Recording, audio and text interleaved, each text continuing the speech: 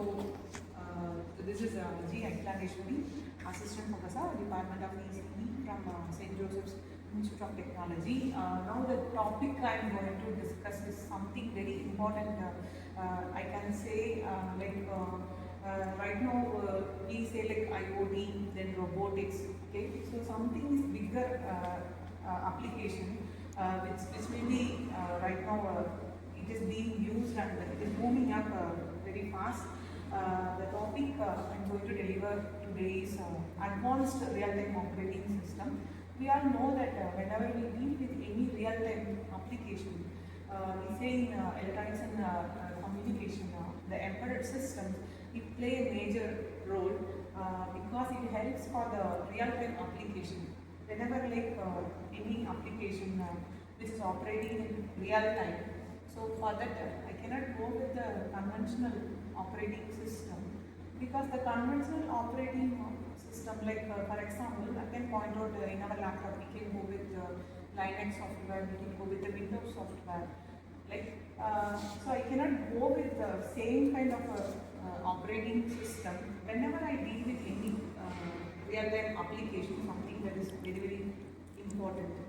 Okay, so in order to meet those challenges, in order to arrive at the expectations of the real-time applications, so there is another operating system which is exclusively designed for the real-time application, this as real-time operating system. So there are many vendors right now available in the market, but in that I would like to explore more into this QNX. Right now, whenever we talk about autonomous cars,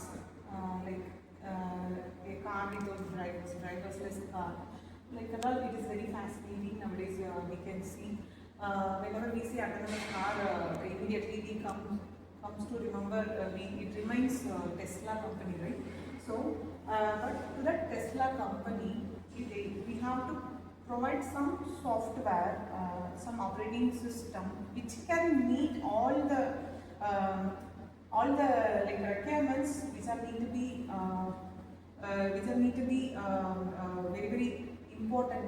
Okay, whenever we discuss about this real-time operating system, is this QNX.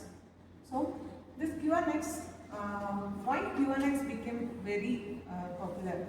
Because it uses a microkernel architecture. Before that, I have to point out what are the major applications of this QNX. Right now, QNX is extensively being used in industrial automation and medical applications, and smart automation. Then we can point out like Industry 4.0, 5.0, like that. In all the like upgradation with respect to industry, so we go with this QNX. Another major area we can talk about this QNX is autonomous cars. So the autonomous cars, we can go with this QNX Neutrino. We used to say Neutrino, so this ATAS. Using that, we can able to meet the requirements of real-time operating system. And this actually we used to name it as a microkernel architecture. It means that here, so basically whenever we have taken any operating system, OS, so OS is very, very important because it is going to address everything. It is going to coordinate everything which is happening in system.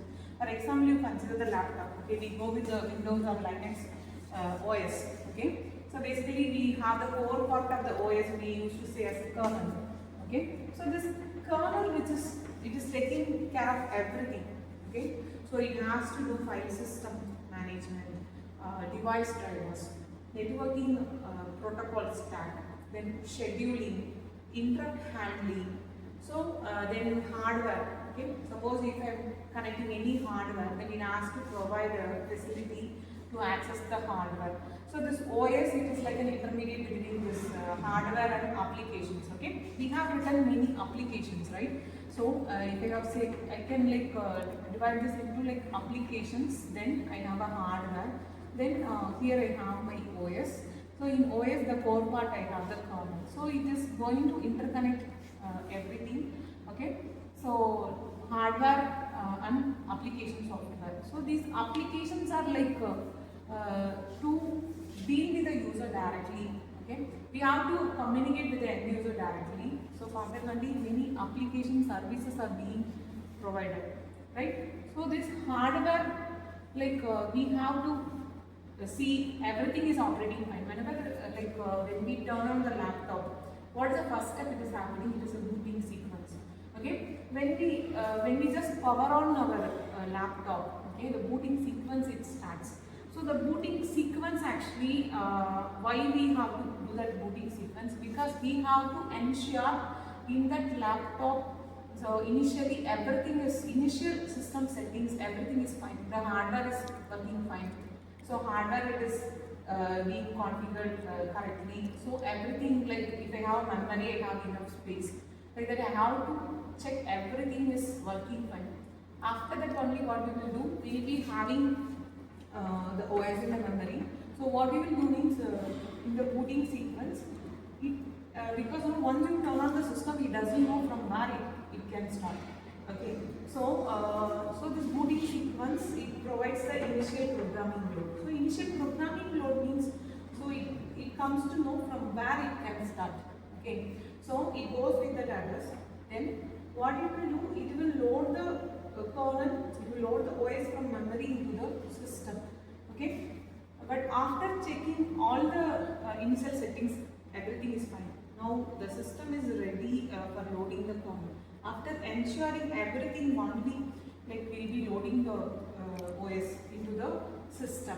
So once OS is loaded, after that only we can begin with any operation, right? So that is the purpose of when once we power on this booting sequence, it happens. So this is the reason for that, right? So if you have taken OS, it has to handle with multiple functions. Okay. So all these functions, as I mentioned, file system management, device drivers, networking, protocol, scheduling, memory management, like everything it should be handled by this OS, okay, without giving any fault. Okay, there should not be any fault, and all the operation it has to carry out without any fault. So this is for like if we have taken any high-end systems or our generic laptops, okay, this OS is sufficient to do all these functions. But whenever something comes to real time, okay, for example, you consider autonomous cars. Okay, I have pointed out one of the main application of the QNX, it is being extensively used, is autonomous cars. So in autonomous cars, okay, once if it finds any left turn, then it has to immediately take a decision. So it has to take a left, right? So it is communicating with the cloud, and so it has to transmit all those data. Because we will be having this cars and right now we will be having many sensors. Okay, and each and every data which is being sensed, we used to say it will report all those data to the cloud.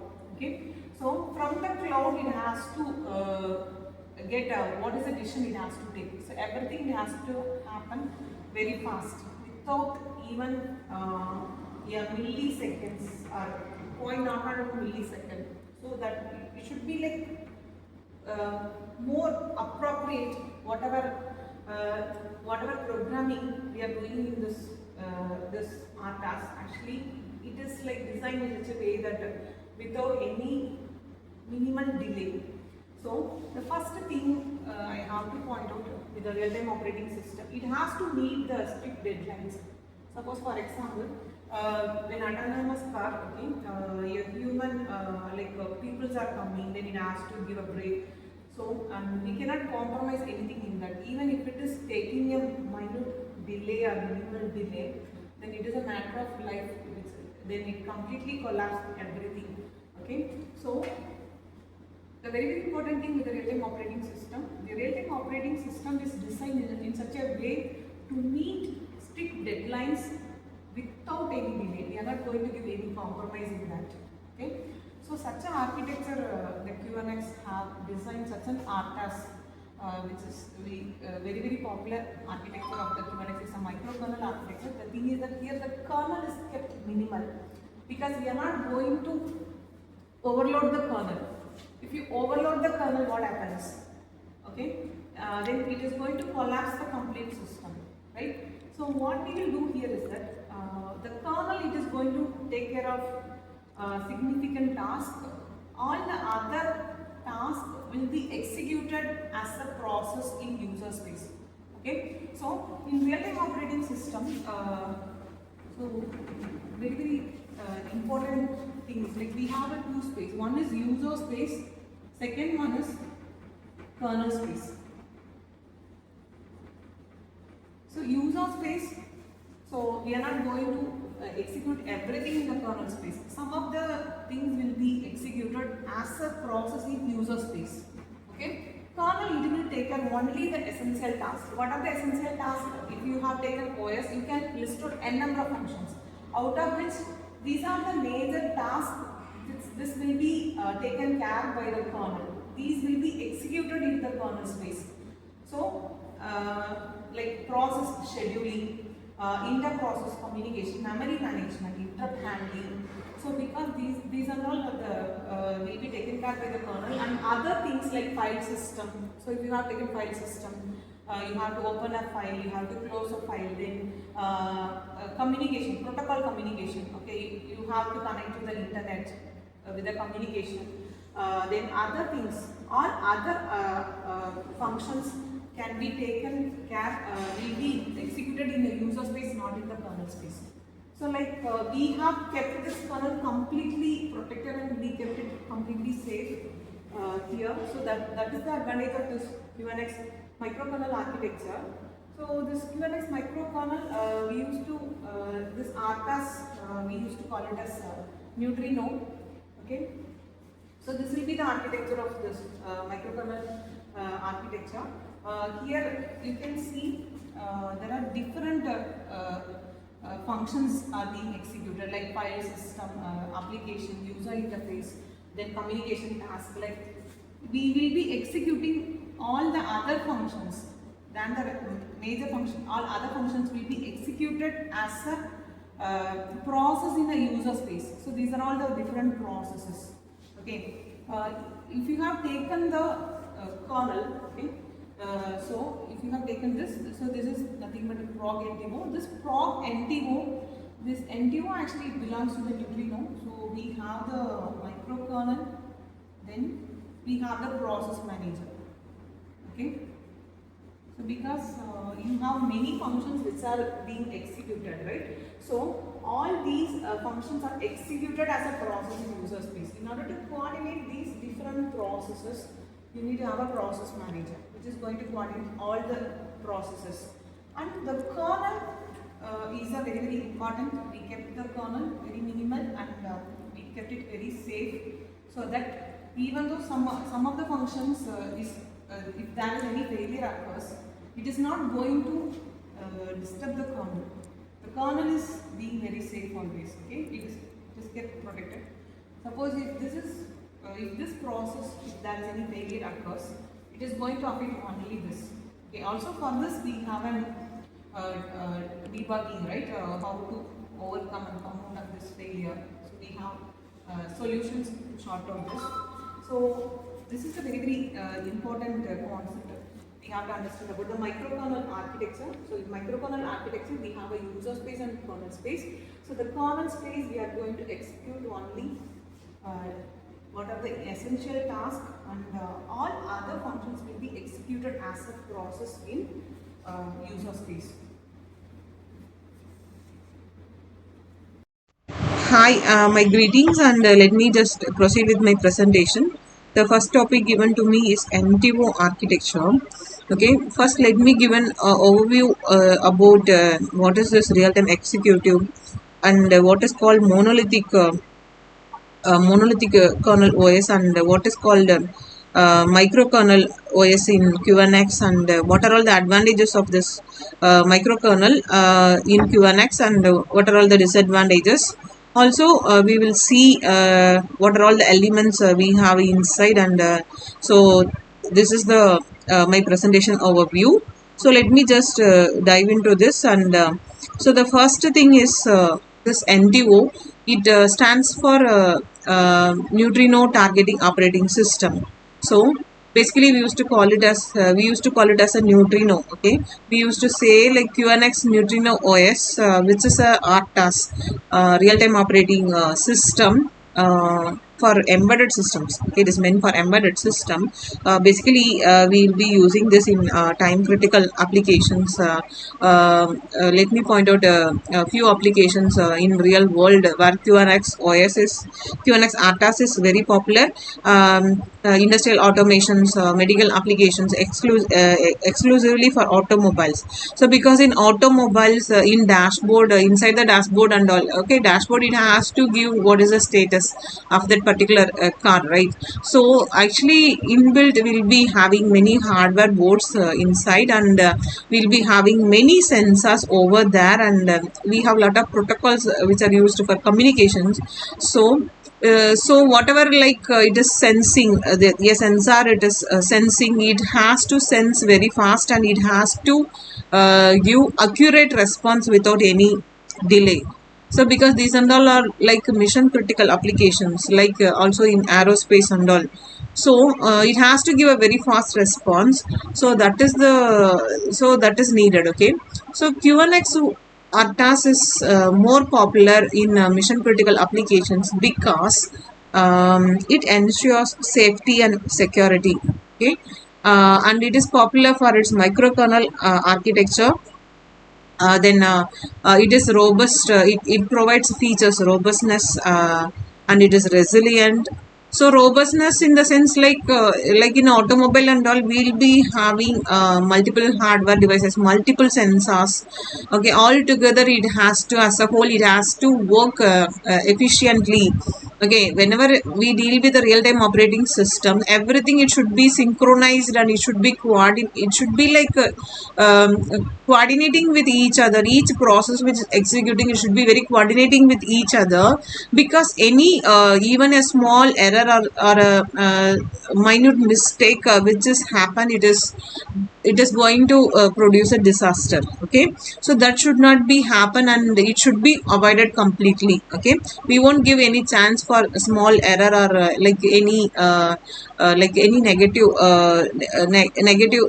response. Okay, so that is the reason the QNX OS is very popular, because it provides robustness. Okay, so robustness because even if it is having like very pressurized environment, like it is dealing with multiple inputs, and it is overloaded, and it is having a huge strain, even though it can able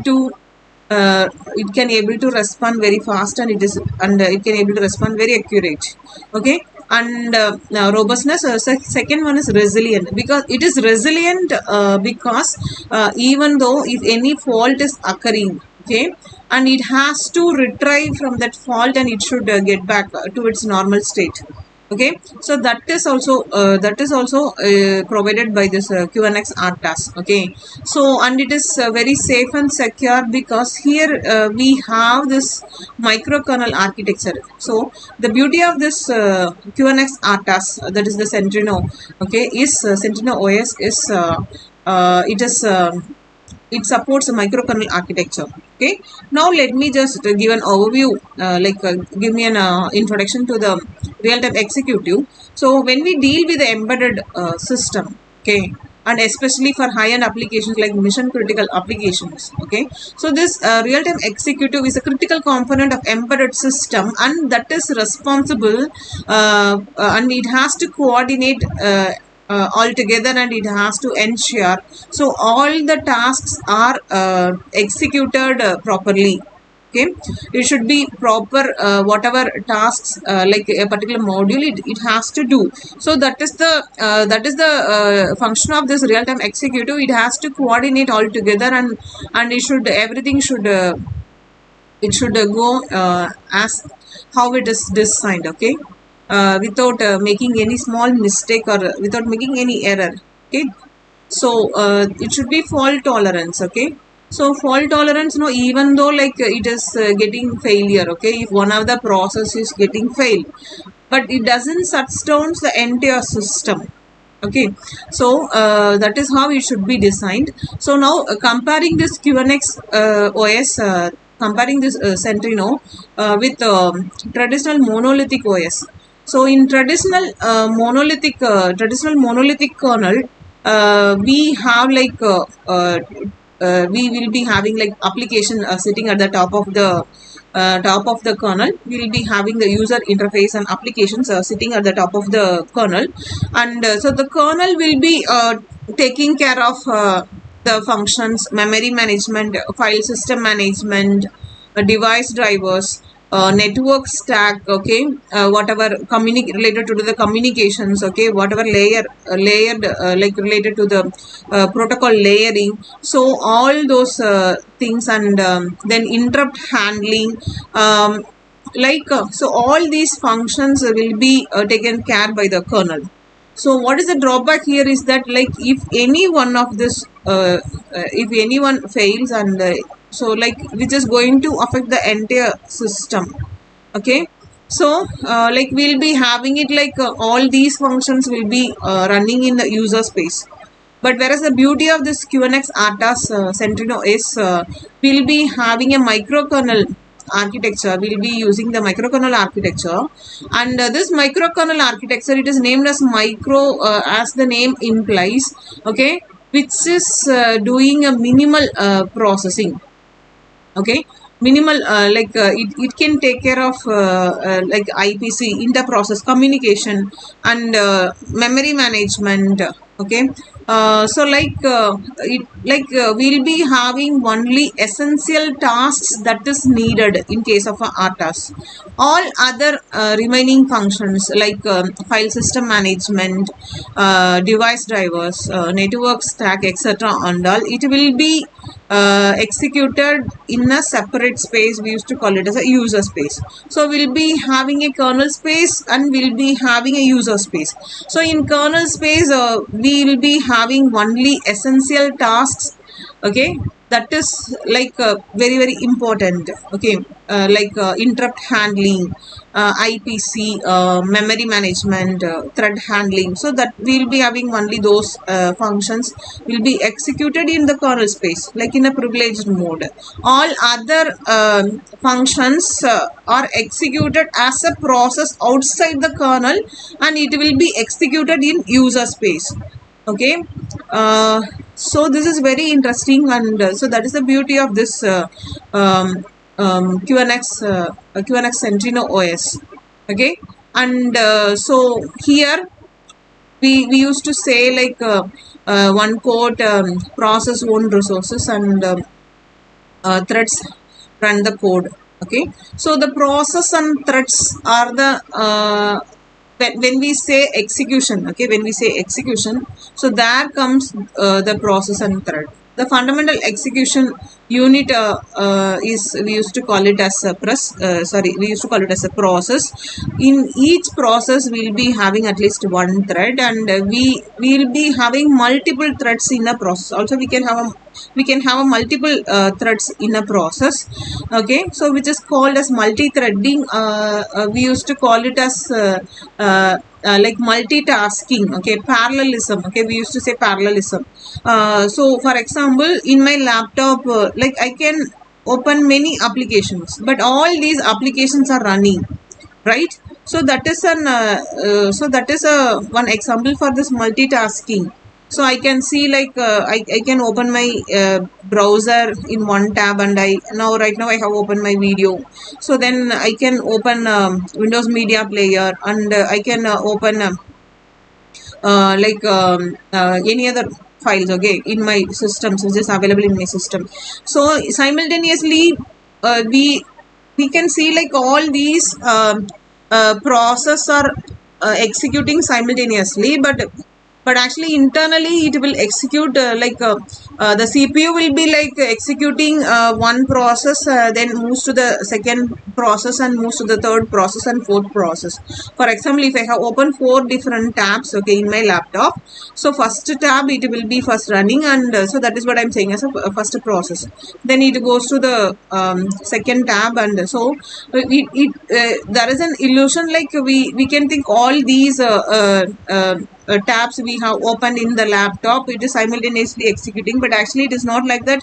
It will be switching from one process to another process and keep on executing it. Okay, CPUs keep on executing it with the help of the processor.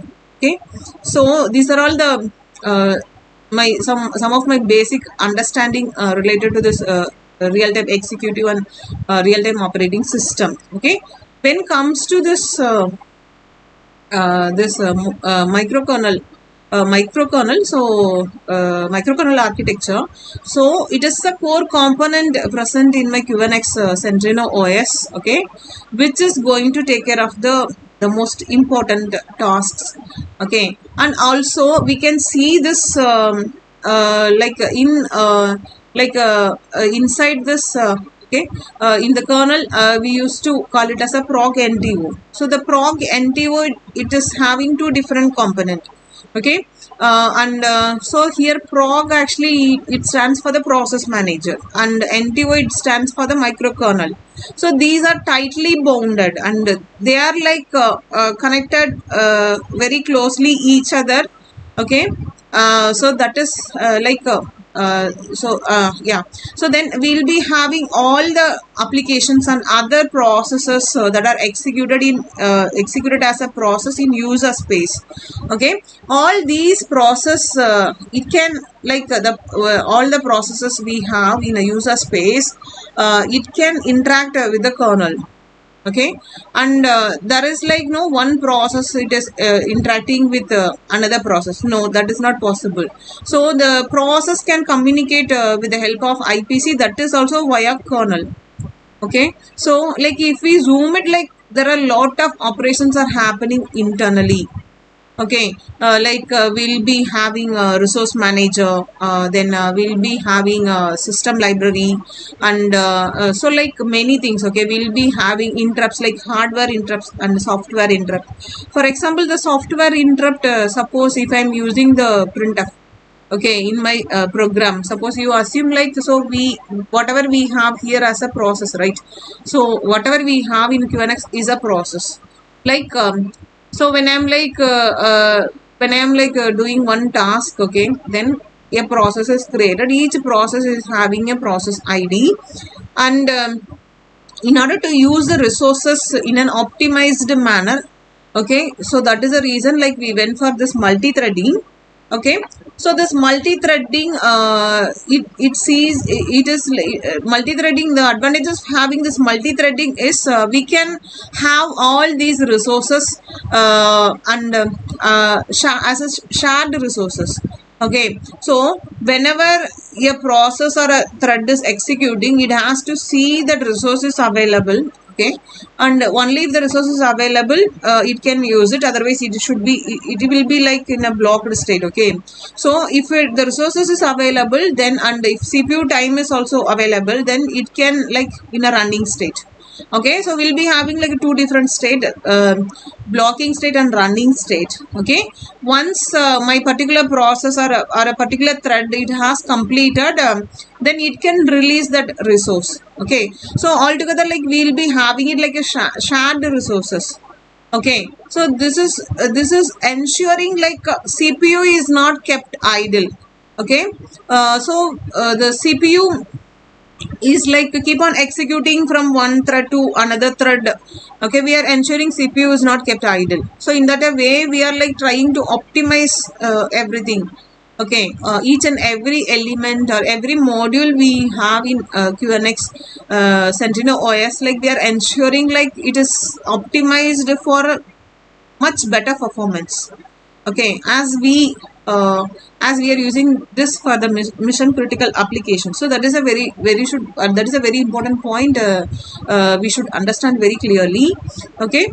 And so like a system, now coming to the printf. Okay, so the printf is like an example for the software interrupt. And when we say like if I want to plug in my USB into my laptop, or like I want to take a printout of a document, so there comes the hardware interrupt. Okay, so whenever interrupt handling is happening, and that is taken care by the kernel, so kernel like so there comes the kernel will be like it will pass the current running process, and it will like save the status in the register state. Okay, we can call process control block. Okay, it will like we'll be having what is the at which step it has like the current process it is passed. Okay, then it goes to that interrupt routine, and it will be executing that, and once that interrupt is completed, then again it comes back, it resumes back to the normal operation. So this is how it is happening. So all this hardware interrupt and software interrupt will be taken care by the kernel. Okay, and then here like then another thing. So since we have multiple processes, like so in QNX everything is a process, right? So between process, okay, between process, so we need to have inter-process communication. Okay, so the inter-process communication, it is very important, because we have to ensure everything is working in a cooperative manner. It should like coordinate together. Okay, if one process is executing, then another process, it should not like getting into that, and which is going to disturb the running process. That should not happen. So in that way, what we will do is like a kernel will be like, what it will do, if one process is running, then it won't allow another process to interrupt that, okay, or to disturb that flow. Okay, it will be like if one process is running, all the resources will be locked. Okay, it will be available only for that process. Okay, so for the remaining process, like we will be having it like a child process. We have another request came from the client, then the main process, it will create the child process. Again, if I got another request, then it will be creating the child process 2, child process 3, like that whenever the request comes. Okay, so this is this is the core concept and important things which I have understood, which I inferred from this NTO architecture. So there are a lot of things I can keep on explaining. Okay, and so this then when I said about the printf, no, so then printf, so whenever printf in my program, if printf is there, then what it will do internally, like it will be executing an instruction, and like that hardware instruction is wrapped with inside that, and it is doing a system call. Okay, so this system call, like it will try to interact with the kernel. Okay, now kernel, what it will do, it will provide that resource as a shared object, because so printf, it is like it is a pre-written code. Okay, again developer no need to write the code separately. Okay, they can take that as a shared object. Okay, so now system library will be having for example, like for printf, scanf, then file open. So like that it will be having all the pre-written functions. So what a shared object it will do, this shared object, like it can take from that, and it will be giving it like an shared object. Okay, so we are not going to each and every time we are not going to copy that into memory, and like we are not going to do multiple copies. So if we do multiple copies, so whenever one program is needing printf, again another program is another task printf is needed, again for a third task printf is needed. So each and every time, like we cannot like copy this code into the memory, and so which is going to take a huge space. Okay, we should avoid that. So for that purpose only we have this shared object. Okay, it can directly take from that shared object as a SO file. Okay, so this is very important. Then another thing is a file descriptors. Okay, suppose if I have to open a file, then there comes a file descriptor. It is basically an integer. So we used to write we'll be having a variable like fd that is meant for the file descriptor, and so I'll be writing like file open. Okay, once if it is completed, then I have to close it. Okay, so here we are ensuring like whenever a process or thread is completed, we have to kill it. Okay, so that it is releasing the resources whatever it was utilizing. So that resource can be given to the next process which is in the which is going to execute, which is being ready. Okay, and that is coming to the running state. So so the file descriptor also very important. And then yeah, so messaging, suppose a client wants to communicate to the server. Okay, so now then the client it requests the server like it will be requesting. Okay, message send. Okay, then server it will acknowledge it, and it will like sends the resource whatever it has asked for it. Okay, so whenever whenever a server is sending some messages, it has to see like whether it is ready to receive. Okay, after ensuring that it will be providing that. Okay, so there comes the messages. Okay, here we have like messages and pulses and signals. Okay, so which are basically used for the inter-process communication. So as we have multiple processes we have in case of a QNX RTOS, and so this inter-process communication it is playing a vital role, ensuring like everything like work everything like coordinating together, and it is going like it is everything is going smooth. Okay, without any small or minute mistakes. Okay, and so this is then also another thing I have to explain is here we have very important. Okay, this is very important when comes to synchronization.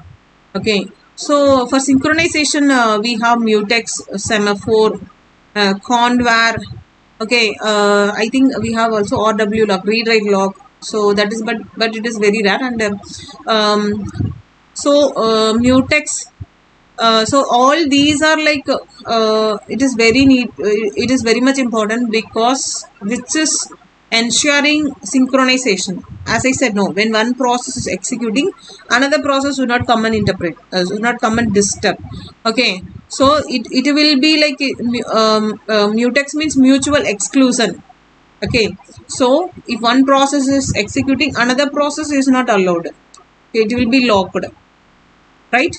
So so these are all comes under the synchronization, related to the synchronization. I think there are lot of things are there, but I think it will take a huge time. So but anyhow, I have highlighted all the important hints, whatever I have studied and inferred from this NTO architecture. Okay, so very important is like how it is interacting with the kernel, and how a kernel is responding, and so between any process it can able to communicate any process, it can directly communicate only to the kernel, and everything it happens via kernel only. Okay, so but we are ensuring like in kernel space we have the important tasks which are executing, and in user space we have all other processes are executing. Okay, so that is actually satisfying what is needed, the objective. Okay, what is needed in case of an real-time operating system. So we can use this QNX OS like configured with a target device, like we had executed it like it is configured with a Raspberry Pi. So the Raspberry Pi, it works like an embedded device. So like that, we can have like a medical device also, like we can use this for any target device. Okay, this OS for any target device. Okay, and then another thing I have to say here is yeah, security. So, and yeah, security and scalability. So security here, also the interrupts. So we have 255. Okay, 0 to 255. The 255, it is having the highest priority, and so that is for ITI. Okay, and ISR, it is having the vector 254. Okay, 0 is the lowest priority. Okay, so and scheduling, yeah, I forgot to mention about scheduling. In scheduling, basically I can mention the two types. One is round robin, and second one is yeah, FIFO, first in first out. Okay, FIFO. So in scheduling, actually the scheduling, it determines which process has to execute first, which process has to execute second. So that is based on a priority. Okay, so so that is what we are having, this 0 to 255 priority. 255 is having a highest priority. So based on a priority, it is going to decide, schedule, it has to decide which thread has to execute first and which thread has to execute next. So like that, everything. Okay, about the running, actually here whenever a task is coming, okay, a process is created, then a process ID will be created, and every process, like if another request has come, then a child process is created. Like that, it will create multiple child processes. Okay, but in a process, we are ensuring whether it is optimized, it is using the resources in an optimized manner, and it is using the CPU, it is keeping the CPU always busy. It is not, it should not keep the CPU idle. So we have multiple threads, so thread concepts are coming, and we have multiple threads, and um, so these are all very important. Okay, and so, and here the scalability. Suppose if I have to add any application on top of this, I can add any number of applications on top of this. Okay, so, and also I can I can customize it for my applications. Like I can also use this for a low end application. Also I can use it for a very high end application, like mission critical applications. So whatever is the without disturbing the kernel, I can able to add my applications. Okay, as a at the top of the